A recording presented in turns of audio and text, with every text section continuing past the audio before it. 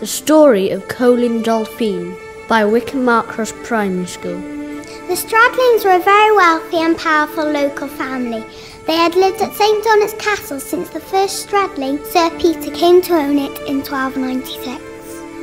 Because they had done so well during the reign of King Edward I, it was a tradition the sons of the family to be named Edward, and by the 1440s, our Edward Stradling, the third of that name, was doing particularly well for himself. He had married a minor royal Jane, managed to get lots of money for the king by raising local taxes, and had even done his bit fighting the French at the Battle of Agincourt.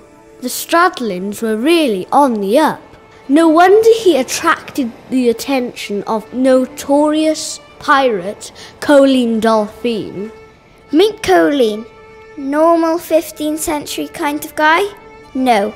Colyn Dolphyn was an infamous pirate who terrorised Welsh and English alike all along the Bristol Channel. He was tall, fit and athletic, towered heads and shoulders above everyone he met and made them weak at the knees. Some say he was as strong as Saul in Israel.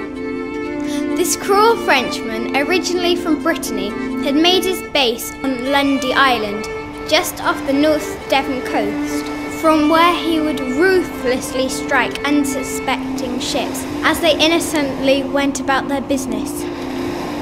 Sailing his getaway boat, the Sea Swallow, he committed his deadly deeds and evil acts, managing to avoid capture for many years. And one of his nastiest piratical tricks was to capture people and hold them to ransom. In 1449, Sir Harry Stradling, son of the wealthy Sir Edward, was on his way back to Wales from Minehead in Somerset in his good ship, the St. Barb. The fierce winds and careless tides took this unfortunate soul into the path of that no-good ne'er-do-well Dolphyn, and he was captured and held to ransom. Which means his dad had to pay loads of money for Colyn to let him go. Sir Harry and his trusty manservant Darwin were held prisoner for 2 years until his father was forced to sell his estate to get the 2,200 marks needed to free his by now weak but still living son. Sir Edward felt very bitter. His son had to endure such terrible misery at Dolphyn's hand, and he had to sell his estates to raise the ransom.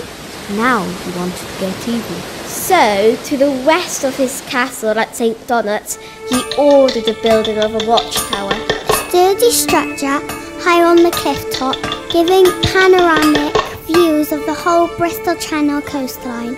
He made sure it was manned day and night in the hope of spotting Dolphyn's ship so that he could capture the dastardly pirate and have his terrible revenge.